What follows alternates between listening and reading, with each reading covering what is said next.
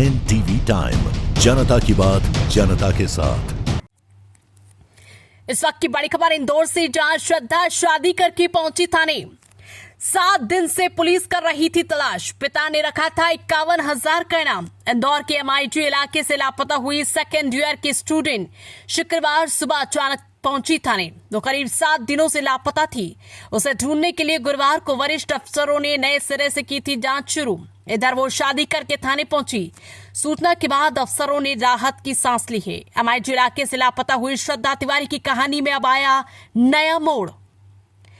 MIG इलाके से लापता हुई कॉलेज की छात्रा श्रद्धा तिवारी आज सुबह अचानक थाने पहुंच गई। वो शादी करके लौटी है। वो पति के साथ थाने पहुंची है। MIG इलाके से लापता हुई छात्रा श्रद्धा तिवारी आज सुबह खुद थाने पहुंच गई। पिछले 7 दिनों से लापता छात्रा की पुलिस तलाश में जुटी थी। थाने पहुंची छात्रा ने पुलिस को अपनी शादी करने की जानकारी दी। उधर छात्रा के थाने पहुंचने की जानकारी के बाद परिजन भी वहां पहुंचे। लापता छात्रा के मामले में गुरुवार देर रात पुलिस को पता चला था कि श्रद्धा मंदसौर में है और उसका अपने माता पिता से संपर्क हुआ है। श्रद्धा को लेकर काफी कयास लगाए जा रहे थे। उसके इंस्टाग्राम ID डिलीट होने के मामले में उसकी मौसी की बहन से भी पूछताछ हुई थी। परिजन ने टोटका किया है। श्रद्धा की सुरक्षित वापसी की उम्मीद में घर के बाहर उसकी उल्टी तस्वीर टांग दी। वहीं उसका पता देने वाले को 51,000 रुपए इनाम देने की घोषणा भी की गई। इंदौर से हार्दिक प्रजापत की रिपोर्ट। श्रद्धा तिवारी सुबह मेरी थाने पर पेश हो गई शादी करने की।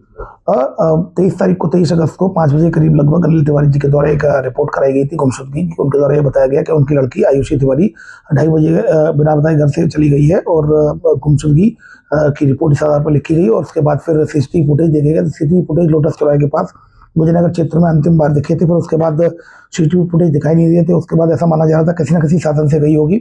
और तभी जो परिजनों के द्वारा बताया गया कि इसका एक मित्र था सार्थक से भी बातचीत हुई। उसमें संदेह था उनको, तो सार्थक के संदेह होने पर इनके द्वारा सार्थक से पूछताछ की। सार्थक के द्वारा बताया गया 15 दिन से कोई बात नहीं हुई, झगड़ा होने की वजह से उसने उसको ब्लॉक कर दिया था। फिर उसके बाद लगातार टीमों की तरफ प्रयास किए जा रहे थे। तभी एक आज सुबह ये परिजनों को उसके द्वारा फोन किया गया। तो आज सुबह ये थाने पर MIG में आगे पेश हो गई। उसके द्वारा बताया गया स्टेटमेंट में कि वो यहाँ से रेलवे स्टेशन गई थी और रेलवे स्टेशन पर सार्थक ने मिलने बुलाया था, लेकिन सार्थक नहीं पहुंचा। तो वो फिर ट्रेन में चल गई। ट्रेन में वहाँ पर उसकी मुलाकात करण से हुई। तो करण से बातचीत होने के बाद वो महेश्वर मंडलेश्वर में जाकर वहाँ उससे शादी कर ली। फिर उसके बाद मंदसौर गए। फिर वहाँ से परिजनों को खबर की और फिर वो यहाँ पर थाने पर आई है। तो कुल मिलाकर अभी उसने शादी की बात एक्सेप्ट की है। करण नाम से करण भी है। करण से पूछताछ चल रही है। उसके भी स्टेटमेंट लिए जा रहे हैं। परिजनों के भी स्टेटमेंट लिए जा रहे हैं। उसके भी स्टेटमेंट लिए जा रहा है। फिलहाल लड़की बालिग है और ऐसी स्थिति में फिलहाल अभी तक की जो जांच चल रही है उसमें किसी प्रकार की कोई अपराध की पुष्टि नहीं होती है। और ये जो स्टेटमेंट दिया है उसको वेरीफाई किया जा रहा है। जांच में ये एविडेंसेस भी कलेक्ट किए जाएंगे। शादी के कोई फोटो वीडियो अगर उनके पास होंगे तो ये सब भी कलेक्ट किए जाएंगे। तो बताया जा रहा है कि वो आत्महत्या करने के लिए ट्रेन में चली। देखिए ये बात उसने अपने स्टेटमेंट से बताई, लेकिन सारी चीजों को भी वेरीफाई किया जा रहा है।